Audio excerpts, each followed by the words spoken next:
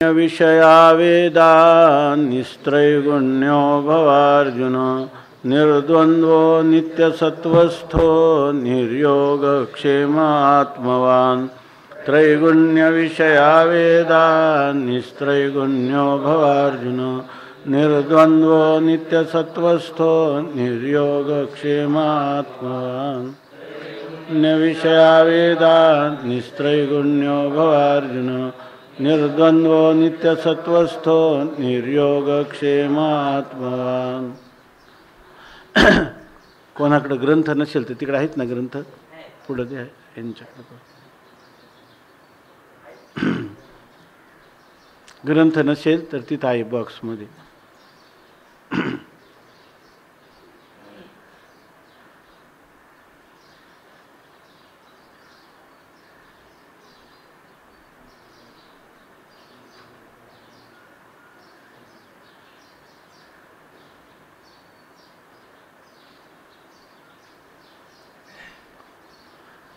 भगवान श्रीकृष्ण परमात्मा अर्जुनाला हे युद्धरूप कर्म केवळ हिंसेने युक्त आहे म्हणून ते त्याज्य आहे असा अर्जुनाने जो काही अपसमज केलेला होता की या ठिकाणी धर्माला अनुसरून असणारं युद्ध जरी हिंसारूप अपाततः दिसत असेल तरीसुद्धा ते वेदाज्ञेचं पालन असल्यामुळं आणि ते वेदाज्ञेचं पालन हे कर्तृत्वाचा मद, कर्तृत्वाचा अभिमान आणि फलाचा आस्वादन हे जर दोन टाकून दिलं आणि तेच कर्म ईश्वरार्पण केलं तर ते कर्म मोक्ष फलपर्यवसायी होत असतं.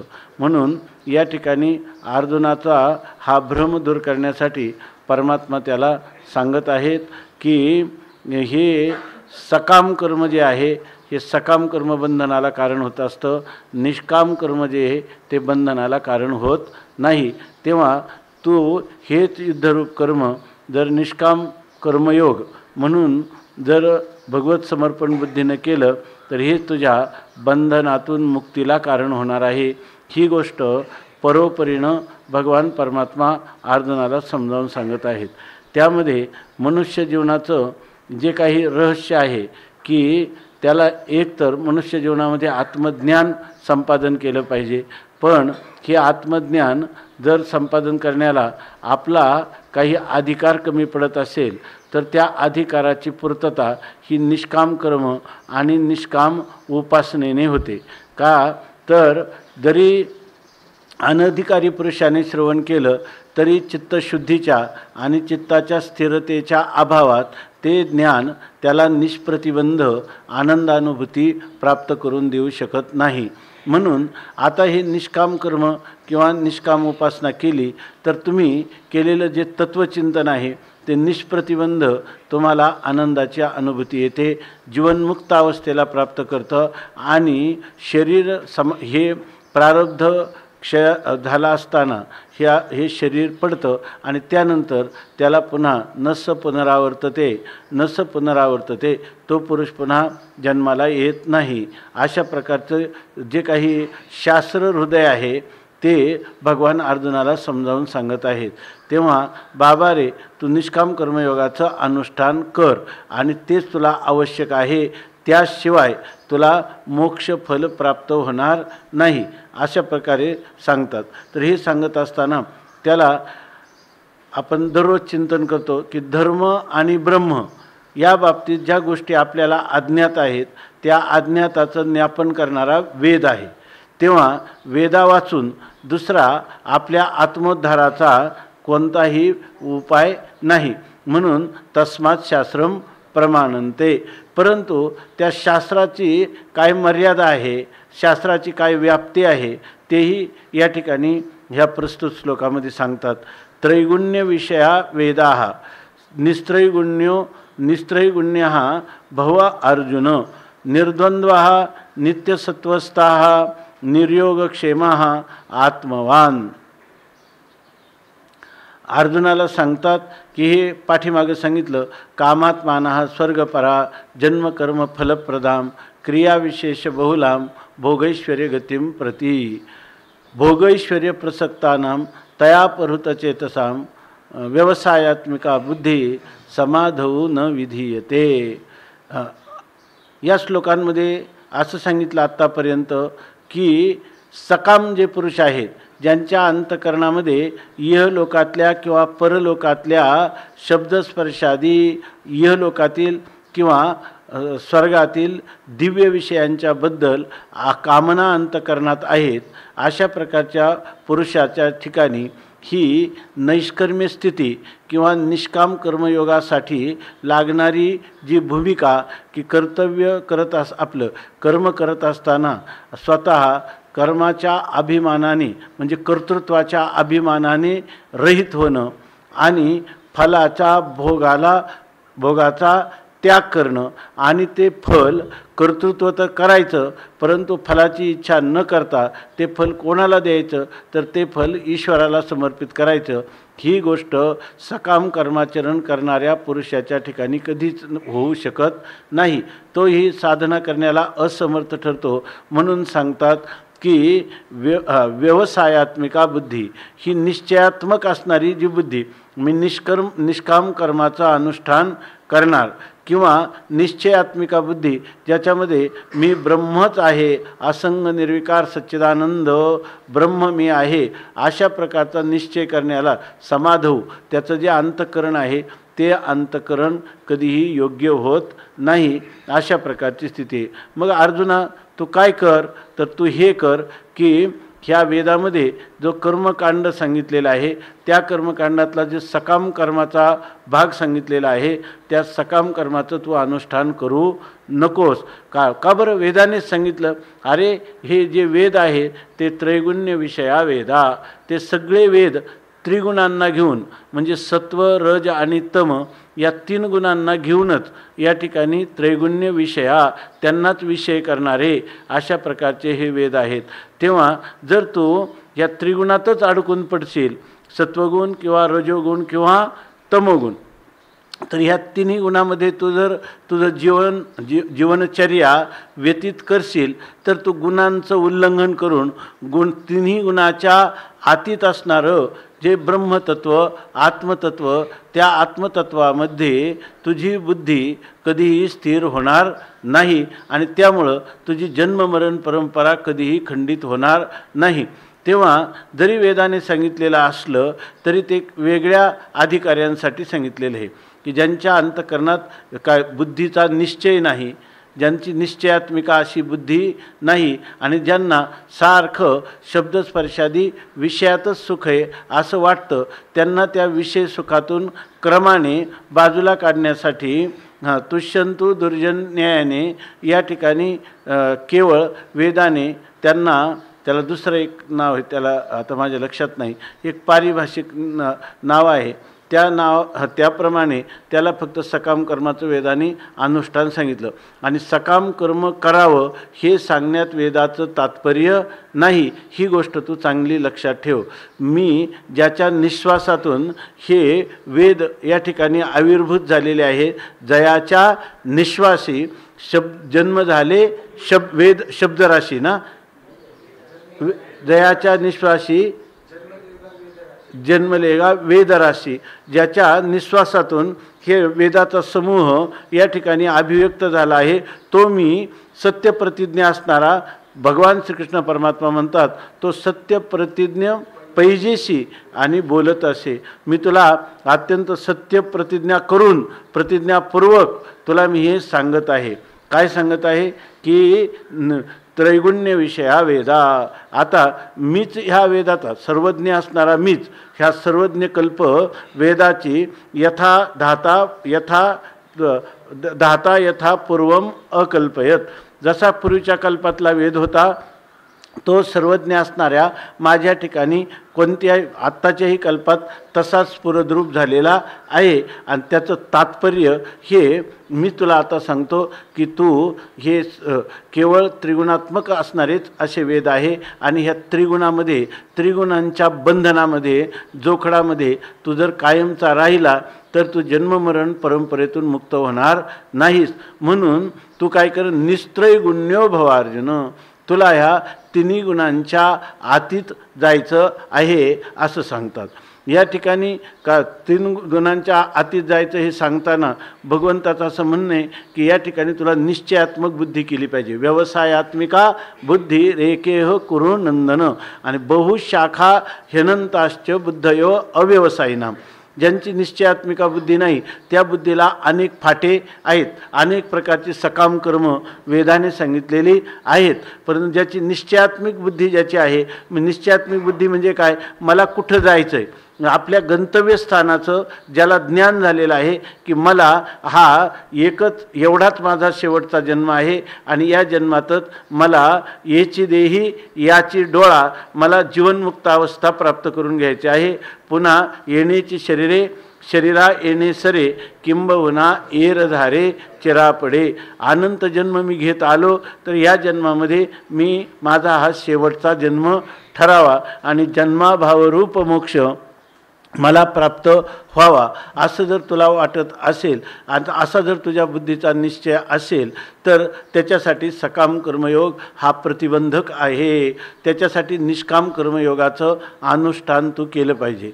जरी तुझ्या नैष्कर्म्य दशा किंवा ही जीवनमुक्त अवस्था प्राप्त होण्यासाठी प्रतिबंध जर तुला असेल तर तो प्रतिबंध ह्या निष्काम कर्माने त्या ठिकाणी दूर होईल आणि ह्या निष्काम कर्माचं आचरण किंवा विधिविहित पालन तू तुझ्या जीवनामध्ये कर. म्हणून तुझं गंतव्य काय आहे तर तुला ह्या त्रिगुणात सापडून पुनरपि जननम पुनरपि मरणम पुनरपि जननी जठरे शयनम अशा प्रकारचं कुर्वते कर्म भोगाय आणि कर्म कर्तुंच भुंजते. ह्यासाठी अर्जुना तुझा जन्म झालेला नाही. तुला मी सांगतो निस्त्रैगुण्यो भव. ह्या तिन्ही गुणांच्या रज तम आणि सत्व या तिन्ही गुणांच्या अतीत तू हो असं त्याला सांगतात. याचा अर्थ असा आहे की तुम्ही म्हणाल 3 गुणांच्या आतीत हो, वेदांनी ज्याचं निरूपण केलं ते 3 गुणांचं आणि तुम्ही तर काय सांगता त्या त्रिगुणाच्या आतीत होय. म्हणजे वेदाचं काहीतरी चुकलं आहे. हां, वेदाचं काहीतरी चुकलं आहे आणि त्याच्या पलीकडं तुम्हाला जायला सांगतात, त्रिगुणांच्या पलीकडं जायला सांगतात. चांगलं लक्षात घ्या. तर याचा अर्थ असा नाही की या ठिकाणी अरे जे लोक त्रिगुणात सापडलेले आहेत त्यांना सकाम कर्माचं अनुष्ठान वेदाने सांगितलेलं आहे. की जसं एखादा मनुष्य आहे तो हिंसा करतो आणि आपल्या कामना पूर्ण करतो, हिंसा प्राणिदिकांची. पण वेदाने काय सांगितलं की तुम्ही यज्ञ करा आणि यज्ञामध्ये त्या पशूंचा बली द्या. किंवा काही यज्ञ असे आहेत की ज्याच्यामध्ये आपण म्हणतो सोमरसाचं पान किंवा त्याच्यामध्ये मांसाशन असं सांगितलेलं आहे किंवा त्या ठिकाणी मद्यपान सांगितलेलं आहे. तर हे जर आपण पाहिलं तर हे तर वेदानेच सांगितलेलं आहे असं वाटतं. वेदाने कोणाला सांगितलं, हा सकाम कर्म करणार आपलं कामनायुक्त जो पुरुष आहे तो आपल्या मन मानेल त्या रीतीनं हिंसादी कर्म करील आणि वेद मानणार नाही तर आणि सकाम कर्म करील, त्याला शांती किंवा सुख प्राप्त होईल का? कधीच सुख प्राप्त होणार नाही. म्हणून वेदाने सांगितलं की यज्ञाच्या द्वारा, म्हणजे त्यात खूप नाथ महाराजांनी भागवतामध्ये लिहिलं आहे की त्याच्यामध्ये तो पशु कसा मारायचा, नंतर त्या मांसाशनाची पद्धती कशी सांगितली किंवा ते मद्यपान आहे. म्हणजे इतका मोठा व्याप करावा लागतो त्या यज्ञाधिकांना आणि त्याच्यातून काय आहे तर त्याला दाताला न चावता आणि त्याचा रसपान न करता ते मांसाशन करायचं. तो काय म्हणतो एक दिवस हे सोडूनच द्या, आहे की नाही. म्हणजे वेदाचं तात्पर्य जे आहे ते तात्पर्य भागवतामध्ये 11व्या स्कंदामध्ये सांगितलं. तात्पर्य जे आहे ते या ठिकाणी मांसाशन किंवा मद्यपान हे सांगण्यात, हिंसा हे सांगण्यात तात्पर्य नाही. म्हणून त्यांच्यासाठी हा विषय सकाम कर्मयोगाचा वेदाने सांगितला. परंतु तात्पर्य जे आहे ते निष्काम कर्मयोगातच वेदाचं तात्पर्य आहे. म्हणून ह्या निष्काम कर्मयोग हा तुला नैष्कर्म्य दशेला प्राप्त करील. म्हणून याचं पालन किंवा याचं अनुष्ठान करण्यासाठी भगवान अर्जुनाला प्रेरित करताना तुला कुठं जायचं हे सांगतात. त्या कालच आपण थोडं चिंतन केलं होतं की यामध्ये असं सांगितलं आयुर्वेदमध्ये की हे जे अन्न आहे त्या अन्नामध्ये काही प्रकार केले. मला वाटतं कालच सांगितलं होतं की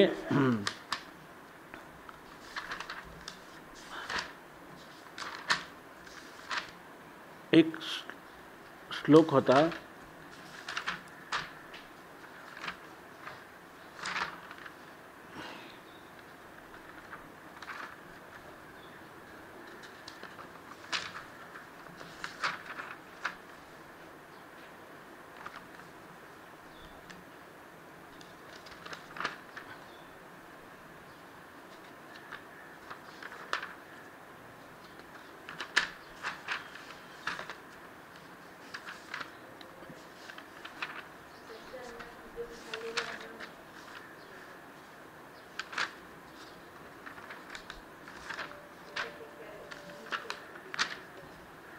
हां, अन्नात दशगुणम पिष्टम, पिष्ठात दशगुणम पयः, पयसो अष्टगुणम मांसम, मांसात दशगुणम घृतम असं सांगितलेलं आहे.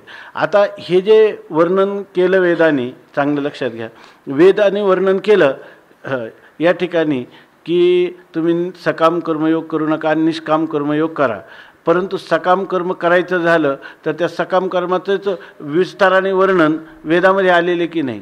याचा अर्थ वेदाला ते सांगण्यात तात्पर्य असं नाही. वेद हा सर्वज्ञ कल्प असल्यामुळं वेदाला सर्व ज्ञान आहे. वेद जो आहे तो सर्वच अर्थांचं, सर्वच विषयाचं प्रकाशन करतो. हे याचा अर्थ म्हणजे वेदाला हे सर्व कळतं, वेदाला ह्या सर्वाचं ज्ञान आहे, सर्वांचं प्रकाशन वेद करतो. याचा अर्थ तुम्ही सकाम कर्म करा हे सांगण्यात वेदाचं तात्पर्य नाही. त्याच्यामध्ये जे काही समजा वेदाने सांगितलं की जर एखादा आपला शत्रू आहे, त्या शत्रूच्या नाशासाठी शेनेनं अभिचरेत, शेनया करावा असं सांगितलेलं आहे.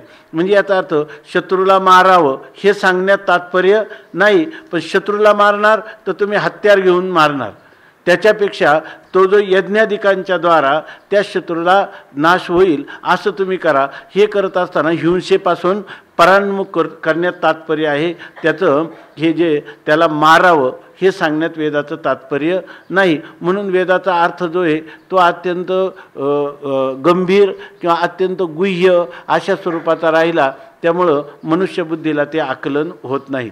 म्हणजे याचा अर्थ वेदाने हिंसाच सांगितली असं त्याचा अर्थ काढणं हे नाही. लोक हिंसा करतात तेव्हा हिंसा करणाऱ्या लोकांना त्याच्या हिंसेपासूनच प्रवृत्त होण्यासाठी, मांसाशनापासून प्रवृत्त होण्यासाठी, मद्यपानापासून प्रवृत्त होण्यासाठीच या ठिकाणी त्यांना यज्ञाचं निमित्त केलेलं आहे. आणि ते यज्ञ इतकं कष्ट त्याच्यामध्ये पडतात की तो मनुष्य परान्मुख होतो. त्याच्यासाठी दुसरं एक उदाहरण दिलं की आपण जे अन्न खातो त्या अन्नापेक्षा, त्या अन्नाचं म्हणजे कच्चं अन्न, त्याच्यापेक्षा त्या अन्नाचं पिष्ट म्हणजे चूर्ण करून खाणं, म्हणजेच आपण पीठ करतो ते श्रेष्ठ आहे. आणि पिष्टात दशगुणम पयः, आणि आपण जे चूर्ण करून अन्न खातो त्याच्यापेक्षाही दूध हे 10 पटीनं श्रेष्ठ आहे.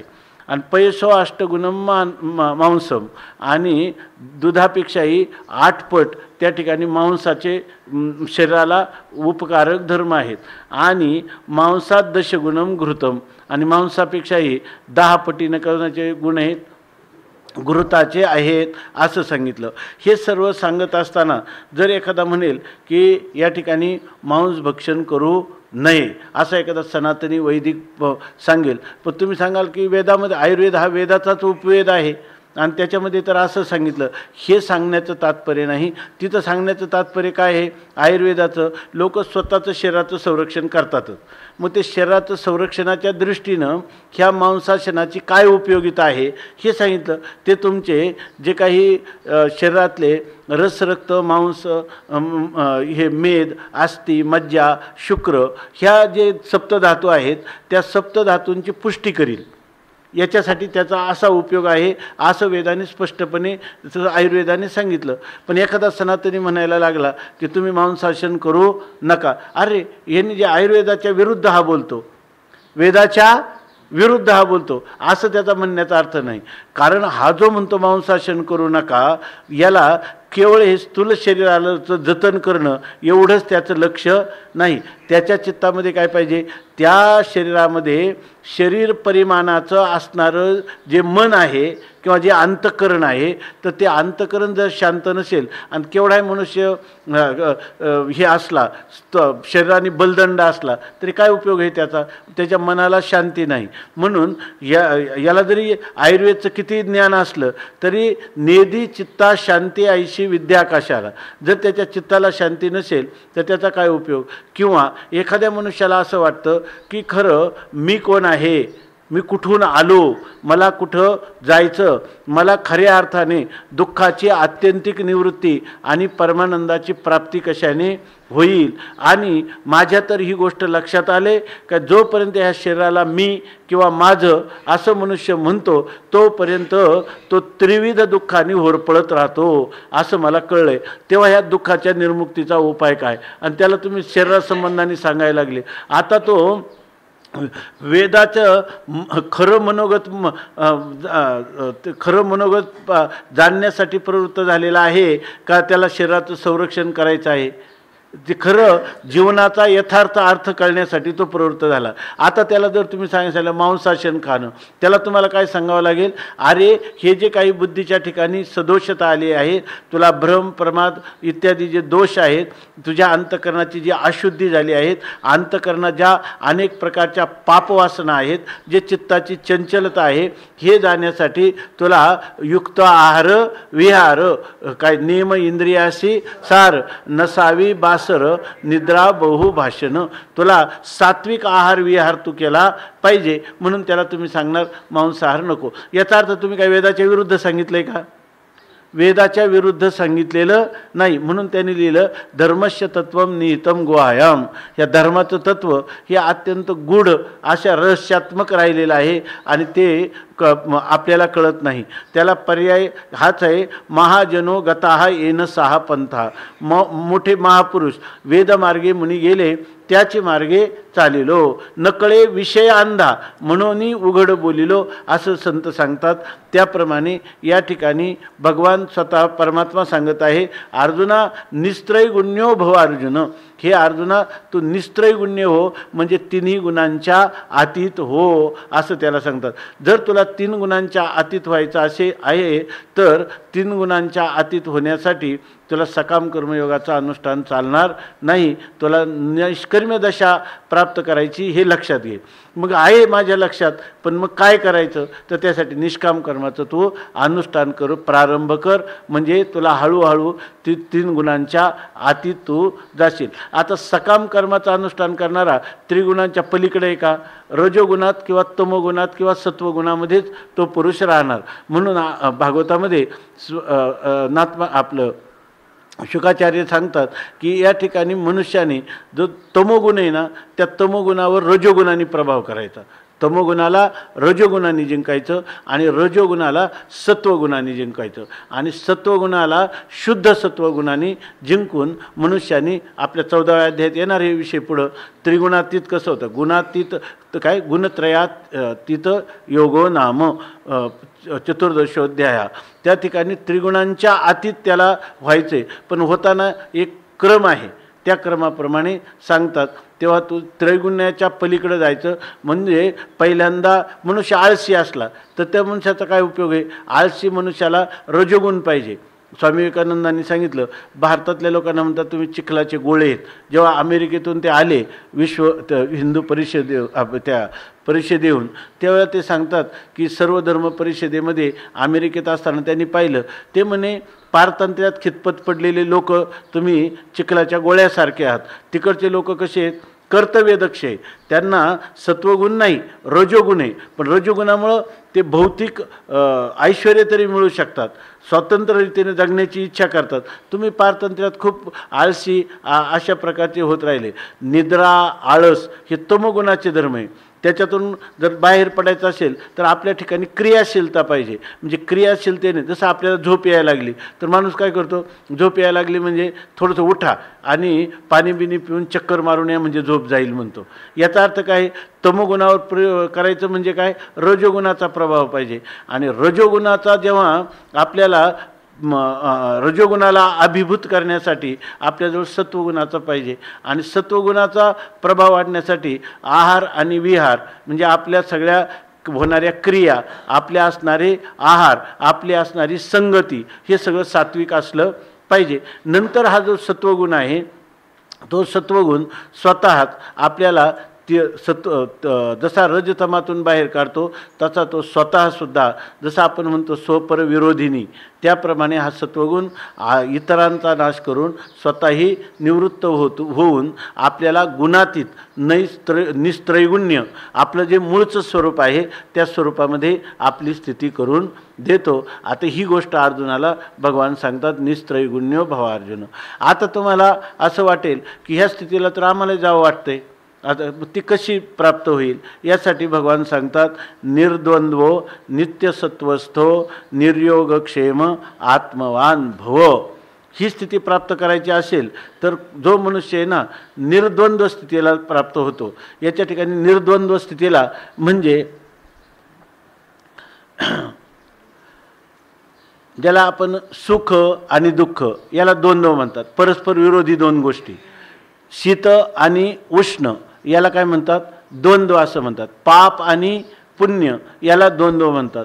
तेव्हा तू निर्द्वंद्व हो, म्हणजे द्वंद्वाच्या अतीत हो. म्हणजे तुला मान अपमान सुख दुःख शीत आणि उष्ण हे ज्या गोष्टी आहेत ना, ह्या गोष्टी जोपर्यंत मनुष्याला ह्या द्वंद्वामध्ये म्हणजे याच्यामध्ये काय होतं की ज्या वेळेला मनुष्याला अनुकूल गोष्ट आली की सुख वाटतं, अर्थात प्रतिकूल आली की त्याला दुःख वाटतं. मग आता हे कायम होतच राहणार, अनुकूल किंवा प्रतिकूल आपल्याला होतच राहणार. आणि हे करत असताना जर 3 गुणांच्या आती जायचं म्हटलं आणि त्यांनी लिहिलं निंदा मोटके ऐके कपाळ धरोनी ठाके आणि थेमेनी विरे वारेनी शोके चिखलू जैसा. तसं जर मनुष्य थोडी निंदा ऐकली का लगेच त्याचा चेहरा पडतो आणि थोडी स्तुती केली की स्तुती केल्यानंतर त्याची छाती फुगते. असं जर ज्याचं जीवन आहे तर ते द्वंद्वाने युक्त जीवन आहे. त्या जीवनामध्ये निष्काम कर्मयोगाचा अनुष्ठानही घडू शकत नाही किंवा नैष्कर्म्य दशेला तत्त्वज्ञानाला देखील तो प्राप्त होऊ शकत नाही किंवा ईश्वराची अनन्य भक्ती देखील तो करू शकत नाही. आणि इतकंच नाही तर व्यवहारात सुद्धा असा मनुष्य जास्त भौतिक जीवनसुद्धा सफल त्याचं होत नाही. म्हणून माणसाला हे शीत उष्ण सुखदुःख यांच्यामध्ये सहन करण्यासाठी त्याच्याजवळ तितिक्षा पाहिजे. तितिक्षा म्हणजे सहनशीलता पाहिजे की सहनम सर्व दुःखानाम अप्रतिकारपूर्वकम चिंता विलापरहितम सात तितिक्षेती निगद्यते. त्याला 7 तितिक्षा निगद्यते. त्याला तितिक्षा म्हणतात की ज्याच्यामध्ये फार रात्रंदिवस आपल्यासमोर आलेली संकट त्याच्यामध्ये चिंता करणं किंवा आक्रोश करणं हे न करता त्या ठिकाणी त्याने हे जे काही परिस्थिती प्राप्त होईल त्या परिस्थितीमध्ये आपलं जे कर्तव्य आहे त्या कर्तव्यापासून परान्मुख होता कामा नये किंवा आपलं जे गंतव्य किंवा ध्येय आहे त्या ध्येयाकडे जाताना ह्या गोष्टी आपल्याला प्राप्त होणारच आहेत. कारण काय, प्रत्येक मनुष्याच्या जीवनात जेव्हा त्याला जन्म आला तेव्हा त्याला भोग ठरलेले आहेत. त्याला अन्न आच्छादन हेतु प्रारब्धा अधीन. त्याला जसं त्याचं कर्म असेल त्याप्रमाणे त्याला सुखदुःखाचा कोणत्या तरी एकाचा साक्षात्कार होणार. त्याच्यातच जर तो अडकेल आणि त्याची चिंता करील तर त्याचं जिथं जायचं आहे त्या ध्येयाला तो विसरून जाईल. म्हणून मनुष्याचं पहिलं जर काही साधन त्याला सांगितलं असेल तर निर्द्वंद्व. तोच मनुष्य जो द्वंद्वातीत असेल. आता तुम्ही म्हणा द्वंद्व म्हणजे मानाचा अपमान करायचा अपमानाचा मान करायचा ही द्वंद्व आहे. तर समजा तुम्ही एखाद्याचा अपमानाचा नाश करायचा तर मान प्राप्त होईल. मानाचा अपमान केला म्हणजे मानाच्या विरुद्ध केलं तर काय होईल अपमान प्राप्त होईल. परंतु हे मान आणि अपमान तुकाराम महाराज सांगतात मान अपमान गोवे अवघे गुंडोनी ठेवावे. म्हणजे मान आणि अपमान त्या दोघांना समान करायचं नाही, समान मानायचं. मान नाही तुम्ही म्हणाल मानाला आणि अपमानाला समान करू. समान कधी करता येणार नाही. कारण जेव्हा तुम्हाला मानाची वृत्ती व्हायची तेव्हा मानाची होईल, अपमानाची व्हायची तेव्हा होईल. पण ह्या वृत्तीचं तुम्ही त्याच्या अंकित किंवा त्याचं दास्यत्व अधीनत्व तुमच्या ठिकाणी असता कामा नये. म्हणून मान आणि अपमान सारखे करणं म्हणजे काय, मान आणि अपमानात दोन्हीतही आपल्या अंतःकरण वृत्ती विचलित न होऊ देणं याला म्हणायचं निर्द्वंद्व. ही स्थिती आहे. म्हणून ह्या निर्द्वंद्व स्थितीमध्ये राहणं म्हणजे मान आणि अपमान यांना समान मानणं, सुख आणि दुःखाला समान मानणं, शीत आणि उष्णाला समान मानणं. नाही तर काही काही लोक काय म्हणतात की आपल्याला अपमानच सहन करायचं. अपमान सहन करण्याची वृत्ती जर तुम्ही जास्त अभ्यास केला तर ती वृत्ती म्हणजे तुमची साधना योग्य दिशेने चालली असं नाही. मान आला काय आणि अपमान आला काय दोन्हींच्या विषयी अंतःकरण वृत्ती समान ठेवणं. दोन्ही मान आणि सुखी संतोषा न यावे आणि दुःखी विषादा न भजावे, लाभा लाभ न धरावे मना माझी. नाही तर काही लोक काय म्हणतात आम्हाला त्याला काय वाटतं मी द्वंद्व सहन करतो. द्वंद्व सहन करतो म्हणजे काय, एखादा अपमान किती झाला तरी दात होट खाऊन तो सहन करणं किंवा त्याचा अभ्यास करणं अपमान पचवण्याचा हा निर्द्वंद्वाचा उपाय नाही. निर्द्वंद्वाचा उपाय काय आहे, मानही असो तितकंच आहे जर तुम्ही अपमान सहन केला पण मान तुम्हाला सहन होणार नाही, म्हणजे मानात जर तुम्ही पुन्हा त्या ठिकाणी आपल्याला धन्य समजाल तर तरीसुद्धा तो तुम्हाला काय आहे, निष्काम कर्मयोगामधला तो प्रतिबंधच आहे. मग एक घडलेलं उदाहरण स्वामी महाराज नेहमी सांगायचे. त्यांचे गुरुजी त्यांचे गुरुबंधू गजानन स्वामी होते आणि ते पण दंडी संन्यासी होते. कैलासाश्रम स्वामींना हे 2च शिष्य होते. त्यांनी फक्त दोघांनाच संन्यास आपल्या जीवनामध्ये दिला, गजानन स्वामी आणि स्वामी महाराज. तर एकदा ते चालले होते काशीला. जाताना त्यांना मध्ये TC भेटला आणि त्यांनी विचारलं की तुम्ही तिकीट कुठे आहे? तर यांच्याजवळ तिकीट नव्हतं. नव्हतं म्हणजे हे काही बोलले नाही. मग त्यांनी सांगितलं खाली उतरा, इथून डब्यातून खाली उतरा. खाली उतरले. थोडं पुढे गेल्यानंतर त्यांनी खाली उतरले स्टेशनवर. तो TC पुन्हा डब्यात आला दुसऱ्या, तर त्या डब्यात हे बसलेलेच होते. त्यांनी पाहिलं, तो म्हटला तुम्हाला एकदा सांगितलं होतं ना, तो एक बॉस साधू म्हणून आम्ही तुम्हाला उतरा म्हटलं, आम्ही काही तुम्हाला लगेच याच्यामध्ये पोलिसाच्या ताब्यात दिलं नाही, तर तुम्ही आता उतरा म्हणे. ते दुसऱ्या स्टेशनला ते परत उतरले आणि परत देताना त्यांना थोडं ढकलून दिलं. आणि नंतर तिसऱ्या वेळेला पुन्हा तो TC परत तोच TC भेटला. डबा बदलून पाहतो तर पुन्हा हे संन्यासी त्याच्यातच. मग त्यांनी सांगितलं तुम्ही उतरा आत्ताच्या आता, तत्काळ उतरा. आणि मग तो खूप बोलला, काय त्याला जसं बोलता येईल तसं बोलला आणि एवढं सांगितलं तरी लज्जा कशी नाही काय याच्यामध्ये. आणि उतरला आणि त्यांनी उतरून दिलं आणि पुन्हा गाडीत लगेच तो ज्या गाडीत होता त्या डब्यातून उतरवलं, त्याच डब्यात हे परत चढले. आणि मग त्यांनी सांगितलं तुला आत्ताच खाली उतरून दिलं, कळलं नाही का? त्याने हळूच तिकीट काढलं आणि त्याला दाखवलं. तिकीट दाखवल्यावर मग ते म्हणे अहो तुम्ही आधीच सांगायचं ना तिकीट वगैरे. त्यांनी त्यांची क्षमा मागितली, ते गेले. काशीला गेल्यावर ते तारक मठामध्ये गेले आणि मग संध्याकाळचं झोपण्याच्या अगोदर गुरुजींची काही गोष्टी केल्या कैवल्याश्रम स्वामींबरोबर. आणि त्यांनी सांगितलं की स्वामी आज मी असं केलं की आपल्याला अपमान सहन होतं की नाही म्हणून मी आज हे तिकिटाचं असं केलं.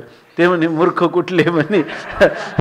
अरे अपमानाचा प्रसंग आला तर सहन करायचा, ओढून घ्यायचा आणि मग त्याला प्रतिकार करायचा, ही त्याची स्थिती नाही. याला म्हणतात निर्द्वंद्व स्थिती.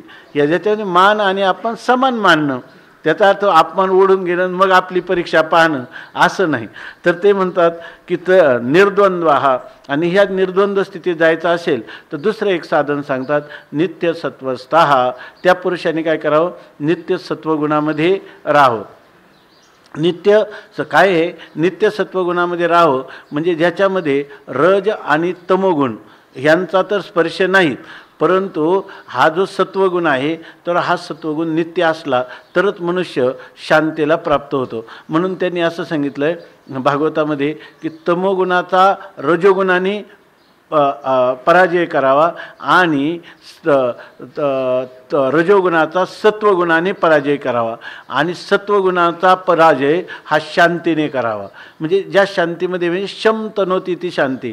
खरी शांती कोणती आहे, ज्याच्यामध्ये रजोगुण नाही, तमोगुण नाही आणि सत्वगुणही नाही, ती अत्युच्च कुटीची असणारी पराशांती आहे. आणि त्या परमाशांतीनं सत्वगुणाचंही कौतुक वाटत नाही. म्हणून मनुष्याने या ठिकाणी ते सांगतात नित्यच. पण हे जाण्यासाठी नित्य सत्वस्थ म्हणजे काय, जर मनुष्य आहे ना, बरेच लोक जे आहे तर काही रजोगुणी तमोगुणी आहार करतात आणि तपश्चर्या करतात, परंतु या ठिकाणी तपही सत्वगुणी असलं पाहिजे की जेणेकरून शत्रूचा नाश व्हावा. अशा प्रकाराचं की कोणत्याही प्रकारचं वाईट म्हणजे तमोगुणाचा त्या ठिकाणी उद्भवच होऊ नये. नाही तर साधन भजन करतो आणि त्याच्यामध्ये उद्दिष्ट काय आहे, उद्दिष्ट आहे शत्रूचा नाश व्हावा. उपासना करतो म्हणून त्यासाठी उपासना जी आहे ना, त्या तामसी उपासना आहे, रजोगुणात्मक उपासना आहे, सत्वगुणात्मक उपासना आहे. कर्म जे करतो ना त्या कर्माचेही प्रकार आहेत. राजसी कर्म आहे, गीतेमध्ये हे सर्वात पुढे येणार आहे. राजसी कर्म, तामसी कर्म, सात्विक कर्म. धृती आहेत त्यासुद्धा सात्विक, राजस आणि तामस धृती आहे. म्हणून नित्य सत्वस्था म्हणजे आपलं जे धैर्य आहे तेही सात्विकच असलं पाहिजे. आपला आहार जो आहे तोही सात्विकच असला पाहिजे. विहारही सात्विक असले पाहिजे, भावनाही सात्विक असल्या पाहिजे, विचारही सात्विक असला पाहिजे, आचारही सात्विक असला पाहिजे, आहार पण सात्विक असला पाहिजे. असं झालं तरच तो पुरुष नित्यसत्वामध्ये राहू शकतो. आणि असा जर नित्यसत्वस्था, आता टीकाकारांनी अर्थ केले शंकरानंदां, त्यांना हे नित्यसत्वस्थ सर्वभूतही ते रताः याचे अर्थ ते वेदांताकडेच नेतात संपूर्ण. ते काय म्हणतात, नित्यसत्व कोणाचं आहे? नित्य अस्तित्ववान फक्त परमात्मा आहे. आणि जे नित्य परमात्मा स्वरूपाच्या ठिकाणी स्थिर झाला का तोच खरा काय होतो, नित्य सत्वस्थ जो पुरुष आहे तोच त्रिगुणातीत होऊ शकतो, असे अर्थ केलेत. आणि मग सांगतात निर्द्वंद्व नित्य सत्वस्थो, नित्य सत्वगुणात राहिलं पाहिजे. पण हा अर्थ अनेक आचार्यांनी पूर्वसूर्यांनी अनुभवाला जुळणारा असा अर्थ आहे. नित्य सत्वगुणात्मकच आहार विहारादी सर्व असलं पाहिजे. नाही तर कधी सत्वगुणाचं करायचं, कधी रजोगुणात, कधी तमोगुणात, असं जर असलं तरी नुसता सत्वगुणाचं बाहुल्य नाही, नित्य सत्वगुणातच राहण्याचा अभ्यास करावा. आणि पुन्हा काही माणसांना आपल्या देहाकडे का जाता येत नाही, निष्काम निर्योगक्षेम, हां त्यांच्या योगक्षेम यांनी चिंताशून्य मनुष्य असला पाहिजे. नाही तर नित्य उठवण्या खावयाची चिंता. जर मनुष्याला योग म्हणजे जे वस्तू आपल्याला अप्राप्त आहे त्या अप्राप्ताची वस्तूची प्राप्ती करून घेण्याची इच्छा, याला काय म्हणतात, अप्राप्तस्य प्राप्ती ही योगा. हा अप्राप्त वस्तूची प्राप्ती याला म्हणतात योग. आणि क्षेम कशाला म्हणतात तर प्राप्तस्य संरक्षणम, एखाद किंवा प्राप्ताच्या संरक्षणाची चिंता. या ठिकाणी जी वस्तू आपल्याला प्राप्त झालेली आहे, एखाद्याला काय वाटतं मी लक्षाधीश व्हावं आणि तो लक्षाधीश झाला तर त्याला काय म्हणायचं, योग झाला.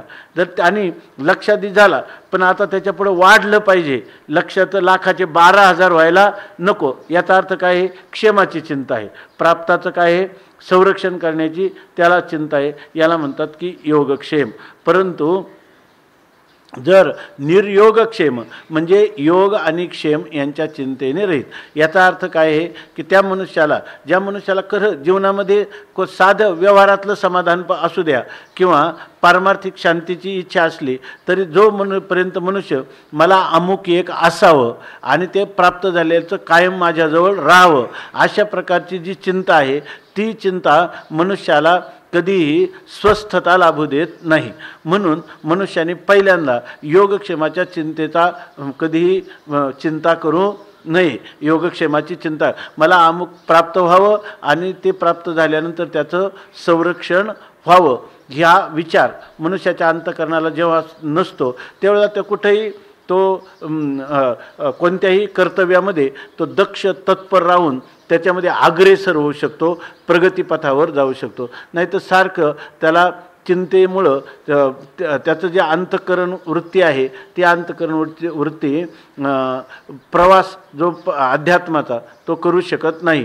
म्हणून अध्यात्मातलं कोणतंही साधन, नाही तर आम्ही भक्ती करत बसलो आणि मग दुपारचं कोण किती झाला संन्यासी तरी 12 वाजता तोंडवाशी, असं जर म्हणलं तर मग तो मनुष्य काय म्हणतो, नाही नाही ह्या ठिकाणी आपण काहीतरी केलंच पाहिजे. असं जर बरं आपल्याला जर ईश्वर निर्भर राहायचं म्हटलं आणि सर्व संघ परित्याग करायचा तर खाणार काय, राहणार कुठं, अन्न वस्त्र याची विल्हेवाट काय.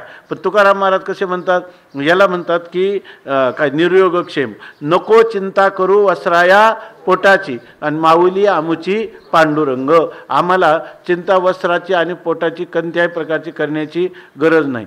त्यांनी सांगितलं, विद्यानंद स्वामी सांगायचे की एक मनुष्य होता तर तो मनुष्य मोठा व्यापारी होता, एक पैसासुद्धा खर्च करायचा नाही, सारखं मिळवतच राहायचा.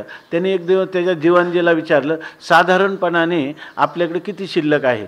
त्यांनी सांगितलं की साधारणपणे आपल्याकडं 3 पिढ्याला इस्टेट पुरेल एवढं आपल्याकडं सगळी संपत्ती आहे. त्याची झोपच उडून गेली. त्याला विचारलं झोप का येत नाही, तर म्हणला 4थी पिढी क्या खाएगी, आहे की नाही. ते विद्यानंद स्वामी सांगतात 4थी पिढी क्या खाएगी, त्याची झोप उडाली. मग कोणीतरी त्याला सांगितलं, एक साधू भेटला आणि ते म्हणे ह्या साधूंना तुम्ही विचारा झोप केलं. त्यांनी सांगितलं की माझा निद्रानाश झाला.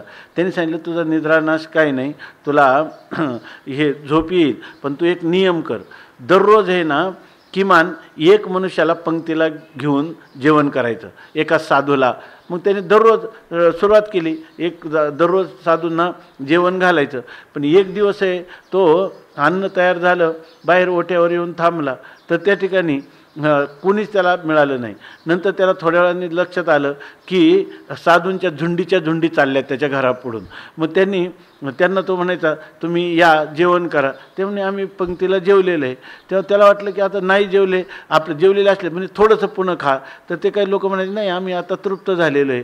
मग त्यांनी नंतर काय एकाला सांगितलं, मी दक्षिणा पण देतो आणि तुला भूक नाही ना तरी थोडंसं तरी काही खा. तर म्हणलं भूकच नसल्यावर कशाला खायचं, मला दक्षिणाही नको जेवणही नको. त्याच्यानंतर त्यांनी सांगितलं काय की हां तर नाही ना खात तर संध्याकाळचं जेवण तुला संध्याकाळच्याला होईल ते बरोबर घेऊन जा असं त्याला सांगितलं. तर नाही श्याम का कौन देखता है म्हटलं. तर म्हणलं संध्याकाळचं कशाला, आम्ही संध्याकाळची चिंता करतो का, आम्हाला नको तुझं. तेव्हा त्याचा प्रकाश पडला की हा साधू संध्याकाळचं सुद्धा संचय नको म्हणतो आणि मी म्हणतो चौथी पिढी क्या खायगी. त्याचा निद्रानाशच गेला. याला म्हणायचं निर्योगक्षेम. या ठिकाणी आपल्या योगक्षेमाची कोणत्याही प्रकारची चिंता करायची नाही. आणि त्यासाठी आत्मवान. स्वामी महाराजांना एकदा भूक लागली आणि ते अशी भूक, त्यांना भुकेचा दम निघत नव्हता. तर ते एकदम रडल्यासारखेच करायला लागले. तात्या मला कुठून बुद्धी झाली, मी या आता संन्यास घेतला आणि आई मला म्हणत होती संन्यास घेऊ नको म्हणून, मी ऐकलं नाही आणि आज तर माझ्या पोटात म्हणजे ते म्हणे पार एकदम आगच पेटलेली आहे आणि बाहेर थोडा पाऊस येत होता. ते म्हणे बरं संन्यासी सोहळ्यातलीच मधुकरी, तिचा 12चा वेळ, आता 10 वाजता यांना भूक लागली, 9 वाजता कुठून येणार असं म्हणताना एकदम काय झालं की स्वामी महाराज म्हणजे अगदी खरंच म्हणजे क्यू येईल अशा प्रकारचं ते म्हणायला लागले. आणि तितक्यामध्ये एक मनुष्य स्कूटरवर आला आणि त्या स्कूटरमध्ये एक आपली त्याला काय म्हणतो बारदाण्याचे गोणीसारखी पिशवी, त्या पिशवीमध्ये एक डबा आणि त्या डब्यामध्ये एवढे लाडू भरून त्या माणसाने आणून दिले. पुण्याच्या एका ब्राह्मण बाई कोण त्यांच्या ओळखीच्या होत्या आणि ते आणून दिले. आणि मग ते आल्यावर त्यांनी सांगितलं होते सोहळ्यातले तुम्ही हात लागू नका, म्हणजे ते 3 कपड्यात त्यांनी दिले होते.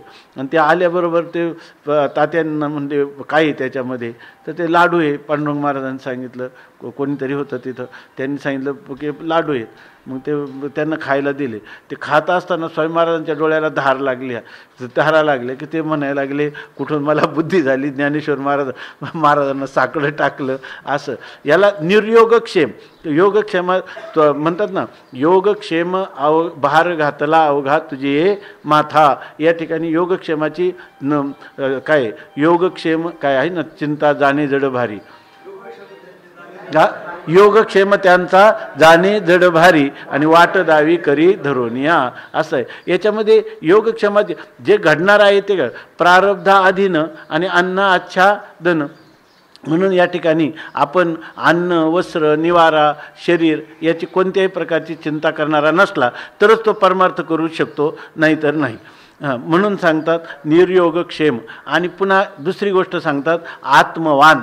तो पुरुष आत्मवान असला पाहिजे म्हणजे धैर्यशील असला पाहिजे. धैर्य कोणतं तर सात्विक धैर्याने तो संपन्न असला पाहिजे. आता याविषयी आत्मवान शब्दाचा दुसरा एक अर्थ केलेला आहे. आत्मवान म्हणजे आत्मा म्हणजे अंतःकरण किंवा कधीकधी इंद्रियांना आत्मा म्हणतात. तर ज्याच्या ठिकाणी इंद्रियांचा आणि मनाचा निग्रह जो करतो पुरुष, तर असा जो पुरुष आहे तर तो पुरुष म्हणजे ते आत्मवान हो. म्हणजे या ठिकाणी इंद्रिय आणि मन यांना जिंकणारा, यांच्यावर आधिपत्य करणारा, इंद्रिय आणि मनाला अंकित करणारा असा तू हो. आणि दुसरी गोष्ट आहे की सात्विक धैर्य संपन्न हो. असे दोन्ही अर्थ हे आत्मवान पदाचे केलेले आहेत. तर आता याच्यामध्ये असं आहे की आत्मवान मनुष्य हा आपल्या ध्येयापर्यंत जात असतो, दुसरा पुरुष जात नाही. त्यासाठी त्यांनी उदाहरण दिलं की काही लोक परमार्थाला लागतात आणि त्यांना सांगितलं की परमात्मा कशाने भेटेल, नामस्मरण केल्याने भेटेल. मग ते लगेच नामस्मरण किती करायला पाहिजे, तर ते म्हणतात दररोज 11 माळा करायला पाहिजे, हरे कृष्ण हरे राम यांनी केल्या. आणि 10 दिवसांनी पुन्हा गुरुजींकडे गेला, तुम्ही मंत्र सांगितला, 10 दिवस झाले, दररोज 11 माळा केल्या, देव अजून भेटला नाही. ते म्हणे अजून करत राहायचा. किती दिवस करत राहायचा, ते म्हणे जास्त दिवस करत राहायचा. पण 12 वर्ष 15 वर्ष किती वर्ष त्यांनी सांगितलं देव भेटत नाही तोपर्यंत करत राहिला. मग देव किती जन्माने भेटेल, जन्माचं पण सांगता येत नाही. मग ते म्हणे मग आताच बंद केलेलं बरं नाही का, आहे की नाही.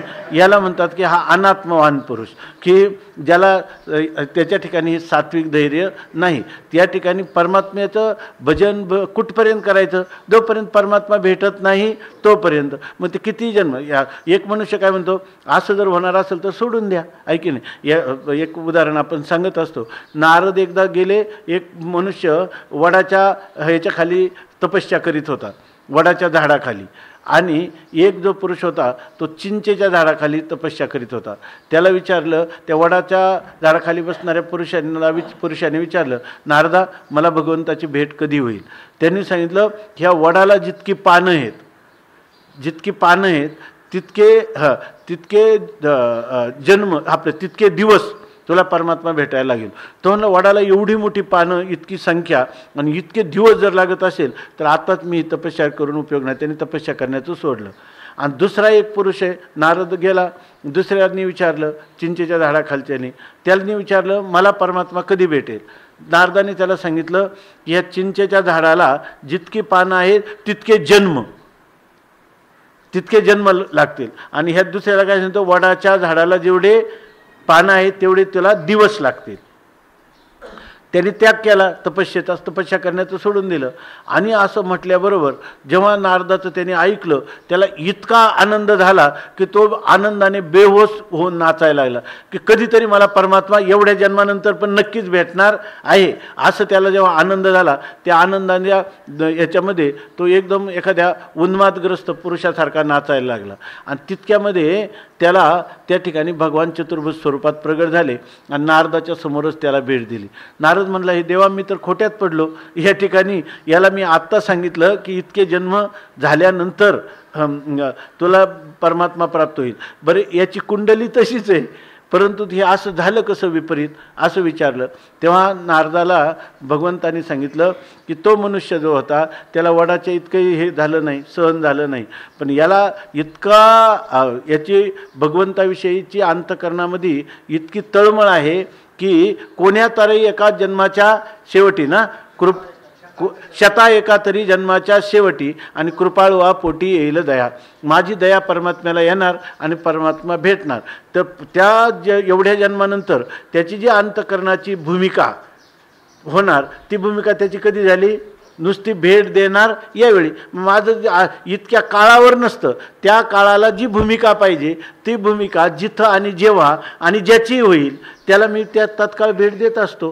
त्याप्रमाणे मी त्याला भेट दिली असं सांगितले. इथं चिंतन याच्यासाठी की आपण आत्मवान म्हणजे सात्विक धैर्य धारण करून, बरं तुम्ही तपश्चर्या सोडून दिली तर जन्ममरण टळणार आहे का?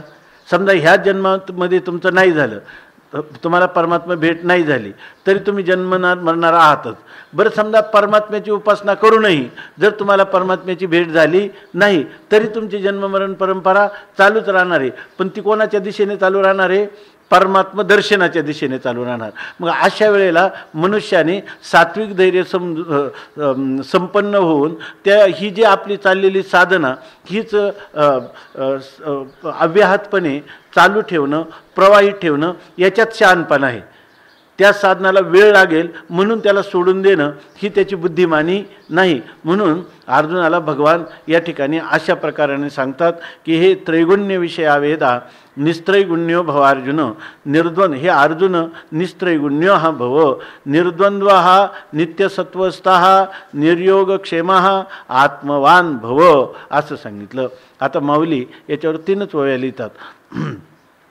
तिन्ही गुणी आवृत्त हे वेददानही निभ्रांत, मनोनी उपनिषदादी समस्त सात्विकते. तिन्ही गुणी आवृत्त, तिन्ही गुणांनी आवृत्त झालेलं हे वेददाने, हे वेद जे आहे 3 गुणांनी, म्हणजे मनुष्य जो आहे जे केवळ सकाम कर्माचे अधिकारी आहेत. बरं का, जे केवळ, कारण वेदामध्ये काय फक्त एवढंच आहे का, सकाम कर्माचं अनुष्ठान सांगणाराच वेद आहे का निष्काम कर्म सांगत नाही? उपासनाच सांगतो काय? सकाम उपासना सांगतोय काय? निष्काम उपासना सांगत नाही का? निष्काम उपासना पण वेदच सांगतो. वेद तत्वज्ञान सांगत नाही का? वेदयोग सांगत नाही का? मग हे जे कोणाच्या दृष्टीनं म्हटलंय, जे लोक वेदाच्या पुष्पितावाणीवर लुब्ध झालेले आहेत आणि मला अमुक कर्माचं अमुक एक फल मिळेल, तर जर अमुक फल मिळेल त्या फलाच्या उद्दिष्टानेच मी अमुक एक कर्म करीन, अशी ज्यांची धारणा आहे, तर अशा लोकांसाठी तिन्ही गुणी आवृत्त, तिन्ही गुणा वेद तिन्ही गुणांनी एक तर कारण काय आहे, जी माणसं आहेत ती सगळी प्रकाराचे तीन, आणि तुका म्हणे केले जन, तीन प्रकारची माणसे, सात्विक राजस आणि तामस या प्रवृत्तीच्या लोकांसाठी वेदाने सुद्धा त्रिगुणात्मक अशा प्रकारचं सकाम कर्माचं विधान केलेलं आहे. त्रिगुणात्मक म्हणजे त्याच्यातही सगळं जे कर्म आहे, उदाहरणार्थ रावण आहे, तो रावणही सीतेची इच्छा करतो.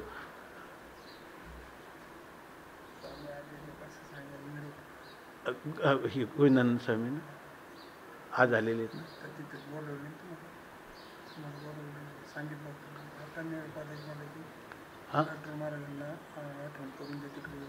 असं बरं.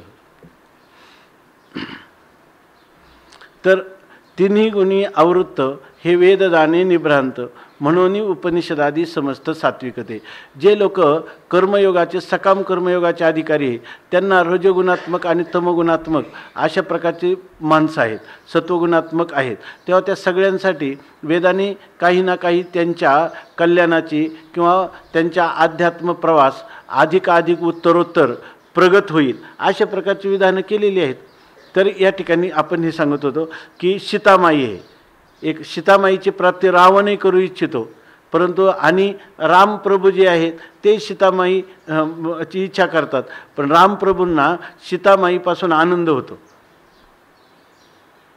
का? सत्वगुणात्मक आहे. सत्वगुणात म्हणजे विधीपूर्वक पातिव्रत्य धर्माने सीतामाई त्यांचा पतित्वाने स्वीकार करतात आणि त्यांचा धर्मपत्नीत्वाने स्वीकार करतात, आणि त्या रामाने इच्छा केली तर रामाला आनंद आहे, आणि रावणाने इच्छा केली सीतामाईची, पण रावण काय आहे? तमोगुणात्मक आहे. तमोगुणात असल्यामुळे त्याला काय आहे? त्या ठिकाणी दुःख आहे. त्याचं काय आहे की जो मनुष्य सात्विक वृत्तीचा असेल अंतकरणाची, त्यावेळेला त्याच्यात सुख होतं. राजसी वृत्ती असली तर तिच्यामध्ये काय होतं? सुख आणि दुःख दोन्ही होतात. सुख आणि दुःख दोन्ही होतात, सापेक्ष सुख आणि सापेक्ष दुःख. आणि तामसी वृत्ती असेल तर तिच्यामध्ये काय आहे? मोह आणि दुःख, व्यामोह आणि दुःख ही त्याच्या पाचवीला पुजल्यासारखी असतात. म्हणून हा मनुष्य तामसी आहे तर तमोगुणातून रजोगुणात जाईल अशा प्रकारचं त्याला क्रिया सांगितल्या, आणि रजोगुणातला पुरुष सत्वगुणात जाईल अशा क्रिया सांगितल्या. त्याच्यानंतर तिन्ही गुणांच्या अतीत होऊन तो निस्त्रैगुण्य अवस्थेला कसा प्राप्त होईल याविषयी सांगितलं. म्हणून म्हणतात तिन्ही गुणी आवृत्त, तिन्ही गुणांनी आच्छादित असणारे हे वेद जाणे. हे वेद तिन्ही गुणांनी आवृत्त आहे, म्हणजे वेद त्रिगुणात्मक वस्तूंचं वर्णन करतात. त्रिगुणात्मक क्रिया, त्रिगुणात्मक असणाऱ्या वस्तू किंवा व्यक्ती याचं सगळ्याचं वर्णन करतात. हे निभ्रांत जाणे, हे निसंशय जाणे ते सांगतात. परंतु हे कोणासाठी करतात? जे कर्माचे अधिकारी आहेत, जे उपासनेचे अधिकारी आहेत, त्यांच्यासाठी ह्या निष्काम कर्म किंवा निष्काम उपासना, बरोबर ना, किंवा सकाम कर्म आणि सकाम उपासना या तिन्ही गुणांचं वर्णन ते करतात. परंतु हे जरी असलं तरी उपनिषदादी समस्त सात्विकते. कोणाला काय वाटलं तर लगेच विचारा.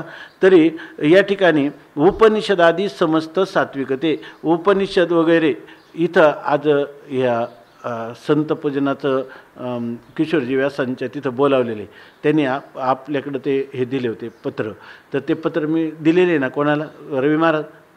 हां, तर ते कोणी असेल इथं तर लगेच जाते. इथं आता आपलं पाटे सोडायचं तर तिथं बोलावलं त्यांनी.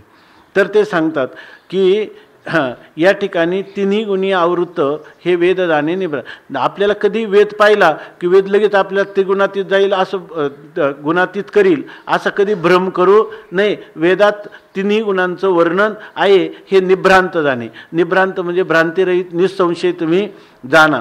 आणखीन पुन्हा काय आहे की वेदामध्ये केवळ एवढंच नाही तर उपनिषदादी समस्त सात्विकते. आणि या ठिकाणी उपनिषद जे आहे उपनिषदादी म्हणजे उपनिषद किंवा उपनिषदाचं अनुसरण करणारे दुसरे अनेक प्रकारचे असणारे ग्रंथ किंवा ग्रंथातील जो भाग आहे सात्विक सत्वगुणाचं वर्णन करणारं महाभारत असो, रामायण असो, वेद असो किंवा वेदातला उपनिषद भाग असो, उपनिषद म्हणजे वेदांत, त्या वेदांताला सात्विक असं म्हणतात. आणि एर रजतमात्मक तेथ निरूपी कर्माधिक जे केवळ स्वर्गसूचक धनुर्धरा. आणि इतर भाग आहे ना, सगळा भाग उपनिषद हा भाग कोणता आहे? सात्विक. म्हणून माणसाने काय वेदांत वाक्येषु सदा रमंतो भिक्षान्न मात्रेण च तुष्टिमंतः अशोकवंतः करुणैकवंतः कौपीनवंतः खलु भाग्यवंतः. मनुष्याने सत्वगुणातच नेहमी असावं आणि सत्वगुणात खरं राहायचं असेल तर त्याला मुख्य बुद्धीला खाद्य फक्त वेदांताचंच आहे. म्हणून या ठिकाणी सांगतात रजतमात्मक जेथ निरूपीजे कर्माधिक. ज्या ठिकाणी रजतमात्मक लोक आहे त्यांच्यासाठी कोणतं कर्माधिकांचं वर्णन केलेलं आहे. कोणतं? सकाम कर्माधिक म्हणजे कर्म किंवा उपासना, कर्म किंवा उपासना यांचं वर्णन केलेलं आहे. आणि जे केवळ स्वर्गसूचक धनुर्धरा, जे केवळ काय करतात? केवळ स्वर्गाची सूचना देणारं आहेत, स्वर्गप्राप्तीची सूचक अशी साधनं सांगणारी आहे. कोणती? सकाम कर्म आणि सकाम उपासना हे त्या ठिकाणी सांगतात. आणि हे सर्व कोण? जोपर्यंत आपण सकाम कर्म किंवा सकाम उपासना करतो तोपर्यंत आपण रजोगुण आणि तमोगुणामध्येच वावरत आहोत असा त्याचा अर्थ झाला.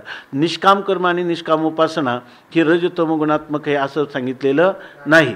असं सांगतात म्हणून तू जाण हे सुखदुःखाशीचं कारण येथं जनीय अंतकरण रिगोदेशी.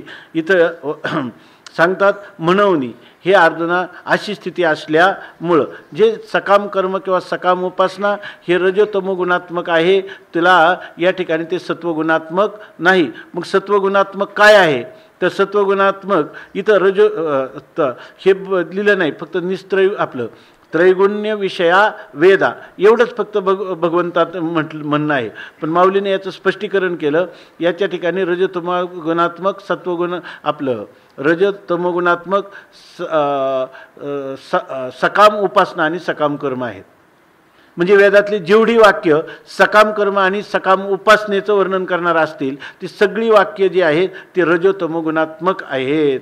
आणि जे उपनिषदामध्ये जे आत्मतत्वाचं चिंतन सांगणारी जेवढी वचनं असतील ती कोणती आहेत? सत्वगुणात्मक आहेत असं सांगितलं. म्हणून तू जाण हे सुखदुःखाशीचं कारण. हे अर्जुना तू हे म्हणजे कोण? सकाम कर्म आणि सकाम उपासना हे जर तू करीत बसशील तर याच्यापासून तुला सुखदुःखाशीचं कारण.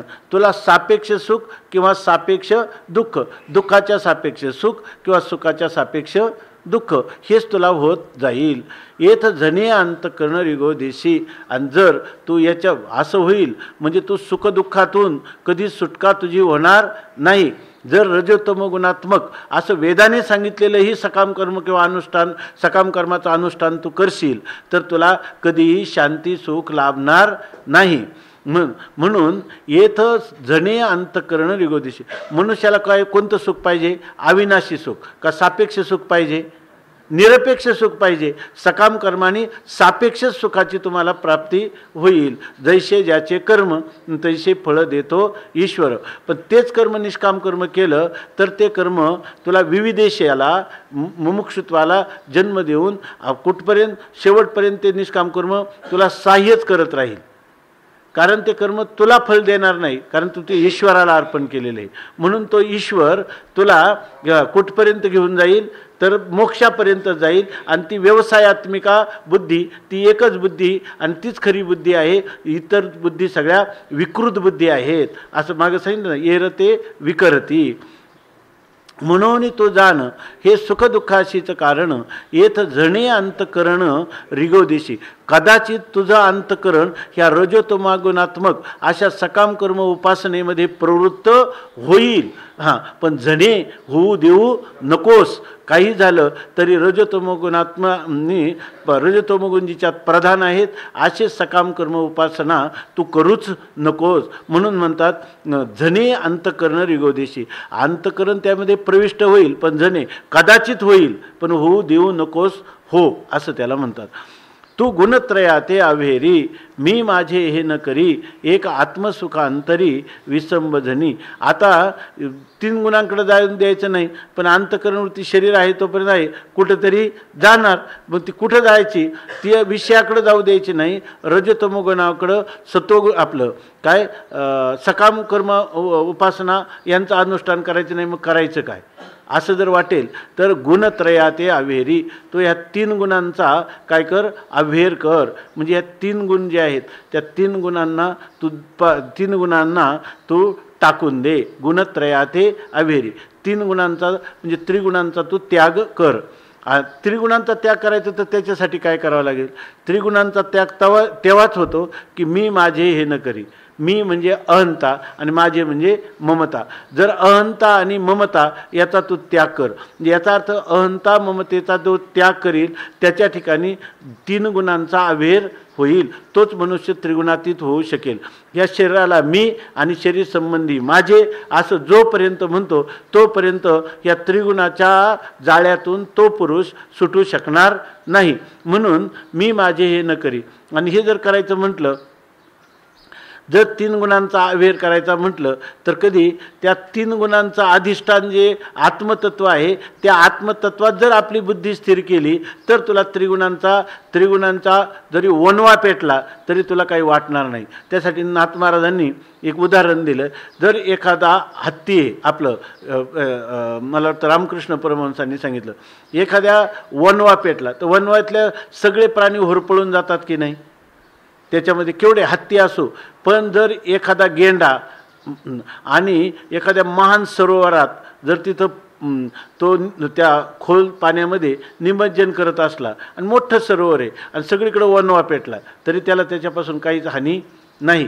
तसं या ठिकाणी आत्मसुखांतरी ज्याची अंतःकरण वृत्ती सच्चिदानंद आत्मस्वरूपाच्या ठिकाणी लीन झालेली आहे त्याला अहंता आणि ममतेचाही बाध होणार नाही आणि 3 गुणांचाही त्याला कोणत्याही प्रकारचा पीडा किंवा संताप त्याच्या ठिकाणी होणार नाही. म्हणून त्यासाठी एकच महत्त्वाचं सांगतात, आत्मसुख अंतरी. अंतरी म्हणजे तुझ्या अंतःकरणात हे आत्मसुख जे आहे ते विसंबजनी म्हणजे कदाचित तुला त्याचं विस्मरण होईल पण विस्मरण होऊ देऊ नकोस अशा प्रकाराने सांगतात.